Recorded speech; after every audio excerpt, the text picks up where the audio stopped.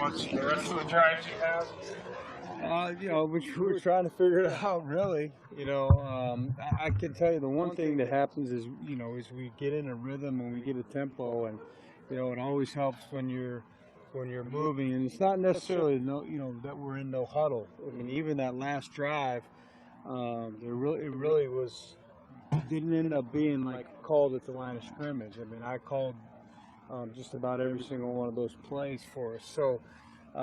It's just getting in a rhythm, getting a tempo, and obviously converting on third downs and those kind of things. It extends the drive and kind of gets you in that rhythm. So, early in the game last week we didn't do a very good job of converting those third downs. Some of them were long, like our first one was like 3rd and 13, and we just got to do better on first and second down there. 2 weeks now with Paul playing a bigger role since Percy's gone. What have you seen out of Paul kind of doing? I mean, I like the young guys. I really like them. You're able to see at the end of the game. Norwood had a catch at the end of the game. Fantastic catch, and Paul's you're seeing him mixed in there. Had a few catches as well. The ball kind of got distributed well, with the exception of Doug. I think about every other receiver had a couple catches too, and so we like what we see from really all that group. Early on in the game, it's hard for Marshawn to get yards, and I know that happens, and then you get more yards in the second half. But how much does that impact the number of runs called early? How many yards he's getting on the first 5? Well, I mean, it definitely affects the number of calls because you don't have that many. I mean, our first drive we get 1 yard on the pass. We get like -3 yards on the next run, and now it's third down, and you're off the field. So, any combination, doesn't matter, of run passes or 2 passes, 2 runs, whatever it is. I mean, if you're not converting on those third downs, it definitely affects the number of runs. Really, it was the drive right before the half before we were able to get any of those runs going to Marshawn, and I think there was 3 or 4 in a row. And when they're going, it's much easier to call. Now we preach about it. We talk about 1s and 2s early, and then they're going to get 3s and 4s, and then they're going to get bigger as we go. But we have to kind of do a little bit better early to get to have more opportunities, I guess. But if he's getting negative yards or no yards, it's not like you're going away from it intentionally. It's just the amount of plays. Correct. And I mean, because then that leads to the third down thing again, and if you're not converting them, and if the third downs are long, obviously the percentage is much lower to make them. So, so it does make it harder, and you don't have very many plays. Good to see Paul and Kevin. You wanted to see them for a while, but to see it translate to where they are making some plays in games, that it's showing up for you as well. Yeah, the one thing that I really expected from them is to catch the ball.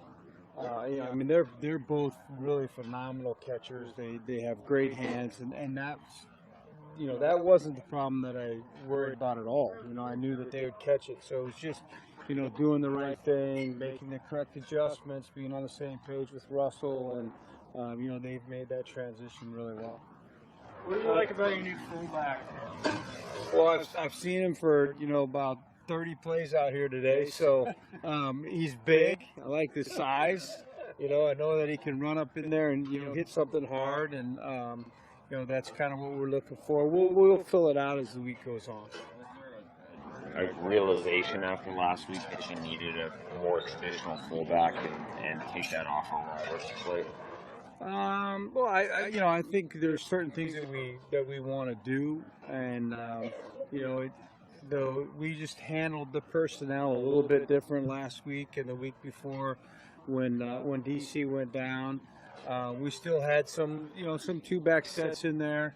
Not necessarily the hammer them up in there, but we had a couple different ones. So whatever we have is what we're going to use, and if Will ends up being a part of it, then we'll definitely use that as well. Well, Because he could have some package this weekend. Oh, if we feel like he can handle it, then it's realistic. But we just have to, we'll go through the week, see how fast he picks it up. I mean, he's played fullback before, so he's been in the spot. See if he can pick up our verbiage and the assignments that we're asking him to do, and then we'll see what happens from there.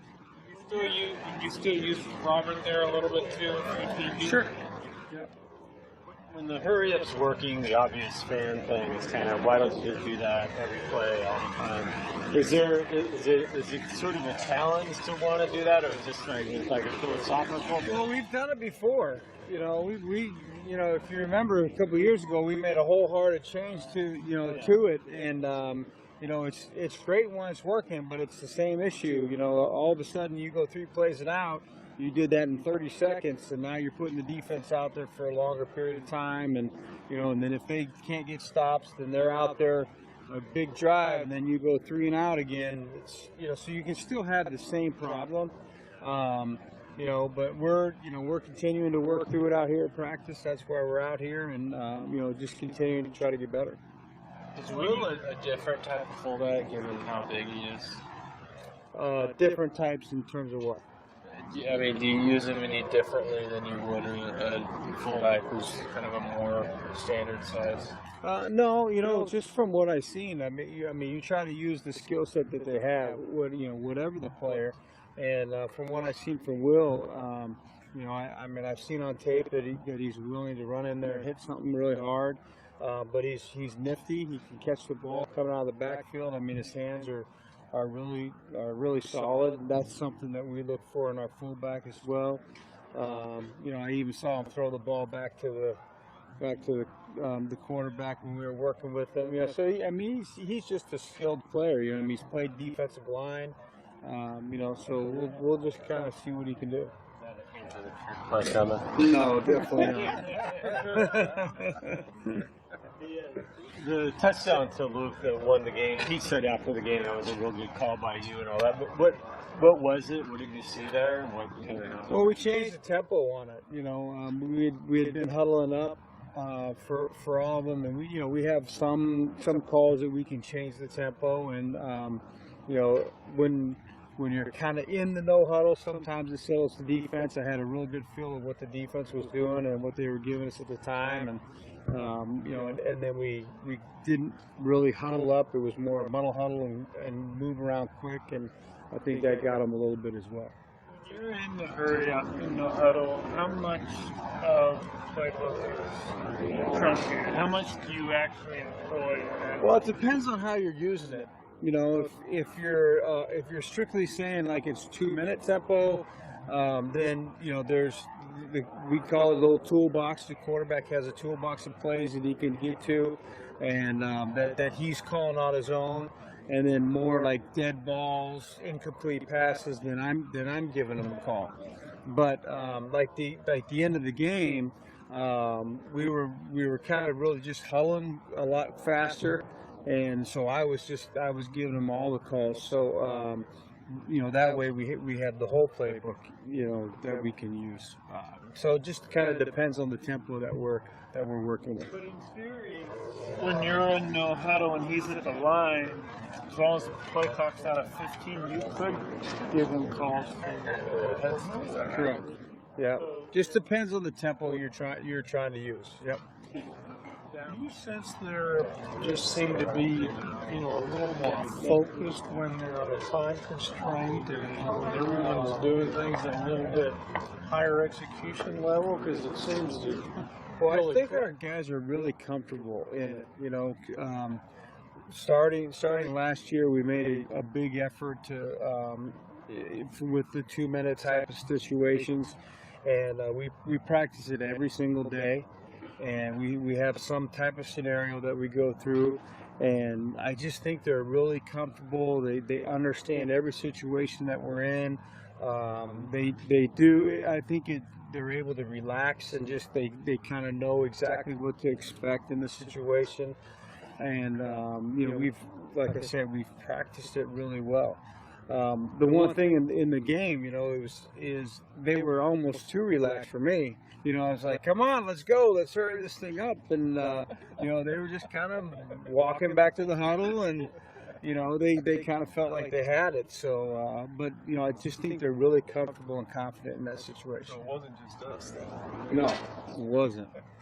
Considering how pivotal Adrian was for you at the time to see Norwood, Richardson, Elfie, and Wilson, all younger guys step up in that situation, catch passes on that drive, it seemed to be a pretty good sign for you guys. Yeah, I mean, it's a real positive sign. Like I said earlier, I mean, we have confidence in all those guys, the young guys catching the ball, their skill set, but it's just if they're going to do the right thing at the right time, and all of them did. And, so it just gives you more confidence and gives the quarterback more confidence that he can count on them in those crunch time situations. Good. All right. Thanks.